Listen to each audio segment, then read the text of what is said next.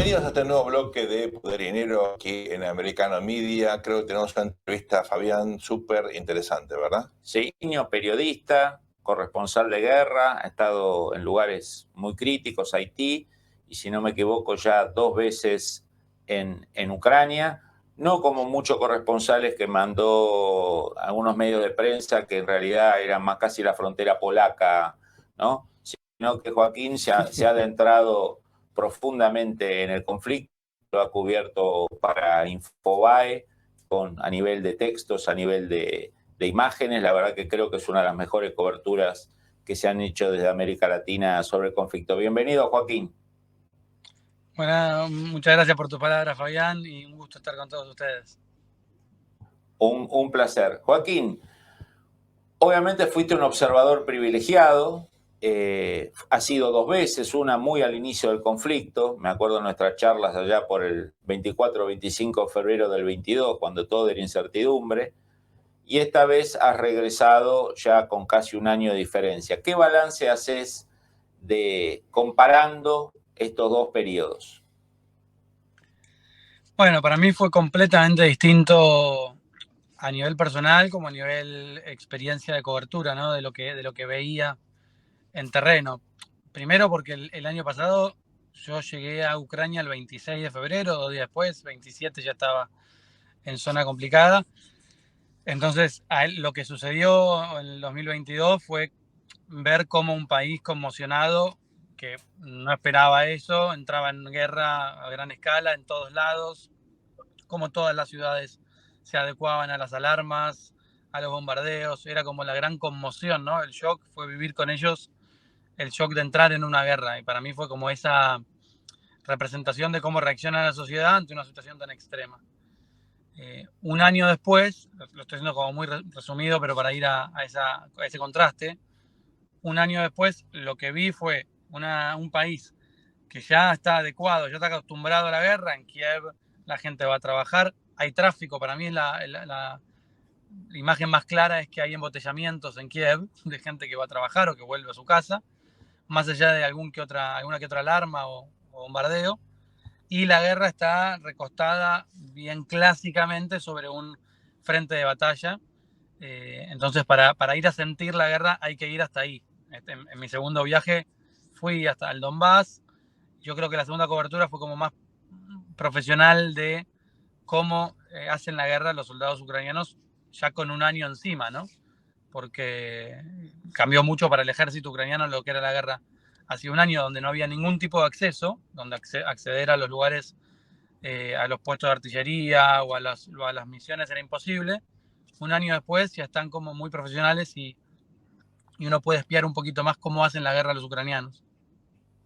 Joaquín, una de las cosas que me llamó la atención, me acuerdo que lo charlamos el año pasado, cuando vos, Carolina Moroso y otros periodistas latinoamericanos viajaron, que me parece que pasó desapercibido para los que no han estado metidos en los temas militares, como en nuestro caso, era el control capilar que dentro de ese caos la inteligencia ucraniana tenía en el tránsito, en los movimientos. Era un país choqueado, pero digamos, había retenes, había que mostrar documentos, había como un control territorial que daba la sensación de que era un país conmocionado, pero que estaba preparado. Y digamos, a lo largo de estos 13 meses se comprobó que es así. ¿Vos notaste desde el principio, dentro de ese caos inicial, una estructura que estaba bastante preparada para enfrentar el conflicto?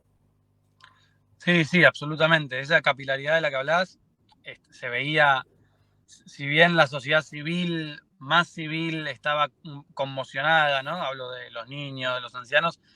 La verdad es que el compromiso de todo el pueblo ucraniano, de todos sabían lo que tenían que hacer y todos tenían una misión ahí clara, ¿no? Por ahí, me acuerdo que los primeros días que yo salía a caminar en Kiev, le pregunté a un joven, un pibe de 25 años, cómo entrar a un shopping, a un supermercado que tenía que comprar algo.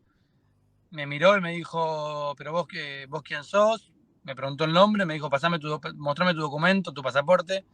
Y hablamos de un pibe que no tenía ninguna función militar, era un civil comprometido completamente con ver que no hubiera espías en Kiev, ¿no? Que no había espías rusos Entonces, eso te muestra cómo todos tenían su rol, en las mujeres haciendo telas de camuflaje, todos tenían un rol asignado, entonces es cierto que estaban de algún modo preparados, los retenes en las rutas, todo cada 100 kilómetros, cada menos había un retén, te controlaban los documentos, eso es absolutamente así. Ahora bajó un poco ese nivel de control internamente, yo entiendo que es porque tienen menos o más controlado, más inteligencia, y está todo más aplicado. Hicieron rasgos muy importantes, ¿no? Han detenido mucha gente ligada al espionaje ruso. Exactamente, eso se relajó bastante. Y eso, bueno, hace que sea un poco más fácil trabajar. Contale un poco a nuestra audiencia cómo es el trabajo de corresponsal de guerra. Porque usualmente la gente conoce periodistas o periodistas que son enviados a la guerra. Pero para aquellos que se han especializado, digamos, ¿cuál es el curso honorum que vos has hecho para, digamos, meter más allá de tu padre militar? Yo la verdad que puedo decir que hablo de cómo es ser un corresponsal de guerra a partir de haber conocido a los más grandes que conocí en Ucrania, sobre todo en el primer año, haber conocido a grandísimos corresponsales, muchos de ellos fotógrafos, ganadores de premios Pulitzer, de WordPress, personas que están acostumbradas, que son realmente corresponsales. Y es muy interesante de ver cómo cuando comienza el conflicto se reúnen todos, se encuentran, se saludan, no te veo desde Afganistán, no te veo desde Irak. Es un club ya. Es un club absolutamente que se reencuentran como viejos amigos, algunos llegan sin una pierna, me acuerdo de Morenati, por ejemplo, un fotógrafo español que ganó un Pulitzer por una foto que hizo en Siria, perdió una pierna en esa cobertura, otros perdieron ojos, entonces se reencuentran y empiezan a pasarse contactos. El primer trabajo de un corresponsal es tratar de conseguir un buen fixer. Un fixer es una persona local que tenga acceso a historias, a militares, a frentes. Entonces, una vez que tenés un buen fixer y un buen conductor y tenés tu equipamiento de chalecos y demás, puedes empezar a trabajar, a moverte en terreno y empezar a recorrer distintas zonas. Es un trabajo que a mí en lo personal me lleva unos días a adecuarme a la banda de sonido, ¿no? Porque el bombardeo es permanente. Y es algo que te choquea bastante, hay que adecuarse un poco a eso, pero los grandes corresponsales ya identifican un sonido, si es un outgoing o un ingoing, o sea, si es una bomba que sale de defensa o una bomba que entra, si entra más o menos cuán cerca está, y es muy gracioso porque yo en los primeros días escuchaba una bomba que caía, decía, uy, ¿dónde cayó? Así me voy para otro lado a protegerme. Pero yo estaba moviéndome con corresponsales en serio que decían, uy, miraban para dónde, buscaban el humo y iban exactamente a ese lado para ir a hacer la foto. Un poco así. Claro, al principio vos ibas para el otro lado del humo, ellos iban para el humo. Exactamente. Yo finalmente iba con ellos para el humo porque estaba con ellos y no quería quedar muy mal, digamos. Pero bueno, así me fui formando, la verdad, porque estos tipos tienen un instinto increíble. Y bueno, sobre todo que los fotógrafos necesitan llegar primero y hacer la foto. Y después hay una regla de oro que es que algo que sucede mucho en el ejército, que es correr y esperar, o esperar y correr, ¿no? Porque la guerra tiene muchísimo de espera, de estar en un lugar esperando por ahí 6 horas un acceso. No es para ansiosos. 6 horas, 7 horas, y cuando llega el acceso es, bueno, corran ahora, tenés un minuto. Entonces, correr y esperar tiene mucho de eso el trabajo de corresponsal y de hacerte un núcleo de gente de confianza con la que puedas cuidarte las espaldas, ¿no?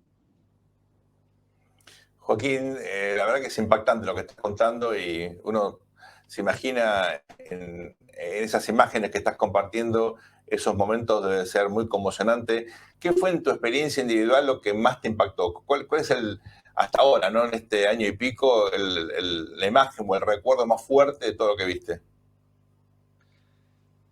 Y para mí tuvo mucha contundencia dramática y fue la imagen que más me costó digerir. Y de hecho uno de los que provocó que terminara mi primera parte en el primer año de cobertura, que fue entrar a Bucha. entrar a Bucha en los primeros días de Bucha, para quien no recuerde, fue esa ciudad lindante a Kiev, que fue tomada por los rusos durante más o menos un mes y cometieron todo tipo de crímenes de guerra y de torturas y una matanza. A mí me tocó estar en Kiev los días que los rusos se fueron de Bucha, entonces pude entrar a Bucha al segundo día que fue liberada, días en que todavía había cuerpos en las calles, las ciudades completamente, los edificios completamente destruidos, y de hecho uno donde habían estado los rusos ocupando, me acuerdo que llegué, estaba en la Z de que insignia de uno de los batallones de los rusos, y una cocina que todavía echaba humo, todo como muy fresco, y ni hablar de los cuerpos, ¿no? Y una de esas imágenes muy duras que retratamos en un artículo de Infobae fue entrar a un sótano donde encontramos 5 cuerpos maniatados con signos de tortura. Joaquín, si te parece bien, ahora hacemos una muy breve pausa. En un ratito volvemos con la continuidad de este diálogo que realmente es tan pero tan impactante. No se vayan, ya volvemos con dinero en un instante.